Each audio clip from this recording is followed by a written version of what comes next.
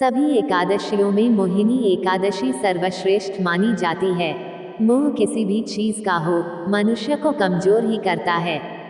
इसलिए मोह से छुटकारा पाने की कामना रखने वाले इंसान के लिए बहुत उत्तम है मोहिनी एकादशी का व्रत। इस एकादशी से और भी बहुत सारे फल और वरदान पाए जा सकते हैं। इस एकादशी को सभी एकादशी में श्रेष्ठ माना गया है। इसी दिन भगवान विष्णु ने मोहिनी रूप धारण किया था। मोहिनी एकादशी के बारे में सभी गुरु अपने शिष्यों को बताते थे। गुरु वशिष्ठ ने भी अपने शिष्य श्री राम को बताया था।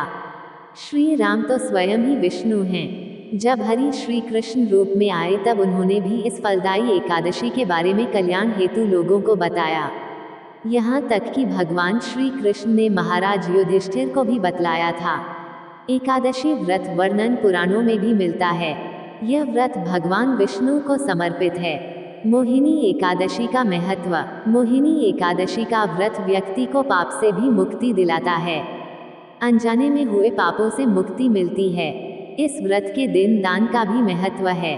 भगवान विष्णु की पूजा करने के बाद जरूरतमंदों को भोजन कराने से भगवान प्रसन्न होते हैं। मोहिनी एकादशी का व्रत व्यक्ति को मोक्ष प्रदान करता है। इस व्रत को करने से व्यक्ति में एक प्रकार की सकारात्मक ऊर्जा महसूस होती है, जो उसे निरोग बनाने में सहायक होती है और मानसिक तनावों को दूर करती है। इसे संबंधों में दरार को दूर करने वाला व्रत भी माना गया है। यह व्रत बहुत ही फलदायी होता है। इस व्रत को करने से समस्त कामों में आपको सफलता मिलती है। मान्यता है कि इस व्रत को करने से सभी प्रकार के पापों का नाश होता है और 10,000 सालों की तपस्या के बराबर फल मिलता है, अथवा सुनने से 1,000 गोदान का फल प्राप्त होता है। आइए जानते हैं मोहिनी एकादशी की कथा।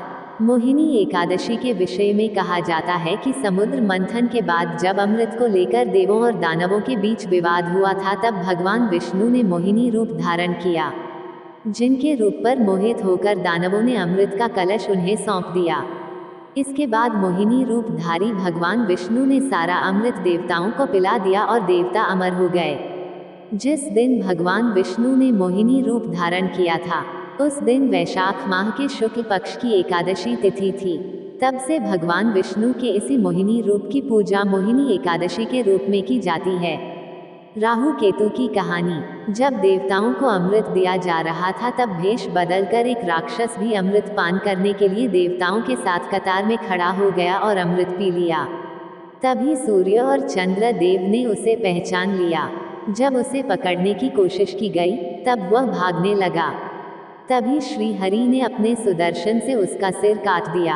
परंतु ईश्वर ने अमृत को अमर करने की शक्ति दी है, और चूंकि उस राक्षस ने अमृत पहले ही पी लिया था, इसलिए वो अमर हो गया था। उसका सर और धड़ 2 भागों में विभक्त हो गया, जिसे राहु और केतु के नाम से जाना गया। राहु और केतु ज्योतिष में बहुत बड़ा स्थान रखते हैं।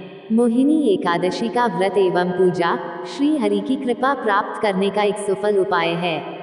आइए जानते हैं मोहिनी एकादशी की पूजन विधि। नियमित रूप से सुबह जल्दी उठें और स्नान ध्यान के बाद घर को और पूजा घर को शुद्ध करें। साफ कपड़े पहनें और एक चौकी पर लाल या पीले रंग का वस्त्र बिछाएं। इसके बाद चौकी पर भगवान विष्णु की मूर्ति को स्थापित करें और उन्हें पीले रंग का तिलक लगाएं।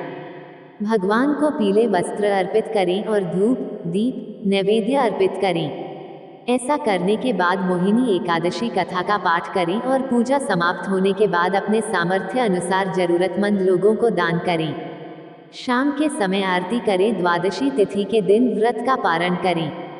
अगर ऐसी ही पौराणिक कथाओं को सुनना चाहते हैं तो हमारे चैनल भक्ति सागर को लाइक सब्सक्राइब करें, ताकि हमारी आने वाली प्रत्येक वीडियो का नोटिफिकेशन आपको सबसे पहले मिले।